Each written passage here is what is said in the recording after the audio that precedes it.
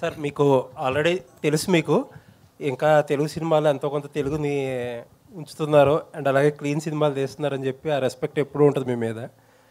But నిన్న ఒక video చూసా, అది సోషల్ మీడియాలో కూడా తిరుగుతుంది.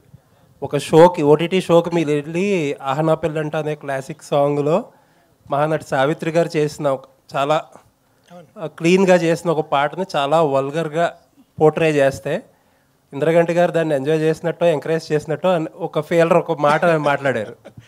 అదంటే మిమ్మల్ని అభిమానించే వాళ్ళకి కొంచెం ఇబ్బందిగానే అనిపించింది.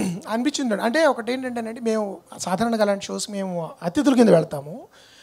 వెళ్ళినప్పుడు పరిపూర్ణంగా మా అభిప్రాయాలు వ్యక్తపరిచే స్వేచ్ఛ అక్కడ ఉండదు. అది కూడా అక్కడ వాళ్ళు కష్టపడి చేసినప్పుడు ఎంతో కొంత వాళ్ళని ఎంతో కొంత అభినందించాల్సి వస్తుంది. పైగా నేను ఎలా చూస్తానంటే అది ఆ అమ్మాయి నిజంగా కష్టపడి చేసింది. ఆ పాట ఆ సందర్భానికి తగిందా కాదా అనేది చర్చనీయాంశము. నా దృష్టిలో దాని గురించి ఖచ్చితంగా డిబేట్ జరగాలి. More people should talk about it. I'm sure already conversation start అయింది దాని మీద. అది జరగడం మంచిదే. కానీ ఒక్కొక్కప్పుడు ఎలా ఉంటుందంటేనండి, మీరు 4-5 కట్స్ మేము నవ్వుతూ ఇలా వేస్తే మేము ఏదో విపరీతంగా ఎంజాయ్ చేస్తున్నట్టు మీకు ఉంటుంది.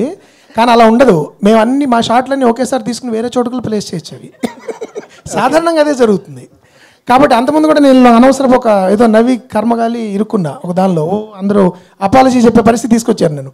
కానీ ఏమిటంటే నేను చెప్పేది, అలాంటి సిచ్యువేషన్స్లో ఒక్కొక్కప్పుడు మేము కూడా మాకు వ్యక్తిగతంగా కొన్ని అభిప్రాయాలు ఉన్నా కూడా సభా మర్యాదను పాటించి వాళ్ళని మేము అఫెండ్ చేయకుండా ఒకప్పుడు చేయాల్సి వస్తుంది. దాని ఇబ్బందులు ఉంటాయి, కాదని నేను అనట్లేదు. బట్ దాని మీద నేను కూడా చూశాను, దాని మీద వచ్చిన రీల్స్. నన్ను ప్రత్యేకంగా 100 మంది పెట్టారు, మీరు మాట్లాడిన దానికంటే ఘాటుగా ఇంద్రగంటి గారు ఏమిటండి ఇది అని. కానీ నేను I want to make it clear that మేము ఇంటెన్షనల్గా చేయట్లేదు అది. బట్ దాని మీద డిస్కషన్ ఖచ్చితంగా జరగాలి. ఎందుకు ఇలాంటి పాటలకి ఇలా జరుగుతుంది అనేది క్రియేటివ్ ఫ్రీడమ్. మళ్ళీ it's also an issue of creative freedom. మేము ఇంటర్ప్రిట్ చేస్తున్నాము అంటారు. నాకు వ్యక్తిగతంగా బెల్లీ డాన్స్ అంటే చాలా ఇష్టం. It's a great art form. కానీ మేబీ ఆ పాట దానికి కరెక్ట్ కాదేమో. ఇవన్నీ మేము అక్కడ చర్చించలేము అతిథులకి వెళ్ళి. అందుకని అంటే మీ మీద క్లీన్, నేను చెప్పిన పాయింట్ ఒకటి అయితే, ఇంకో పాయింట్ ఏంటంటే ఎటువంటి సందర్భానికైనా ఎటువంటి ప్రశ్నకైనా సరే మీ స్టైల్లో మీరు సమాధానం చెప్పగలరు. అలా దొరకకుండా ఏదన్నా ఒక అప్రిసియేషనో ఇంకోటో వాళ్ళకి అప్రిసియేషన్లో అనిపించేదో చేసేసి వచ్చుంటే నాకు తెలుసు. నేను చాలా డిఫరెంట్ అటెంప్ట్ అనేది చెప్పినట్టున్నానండి.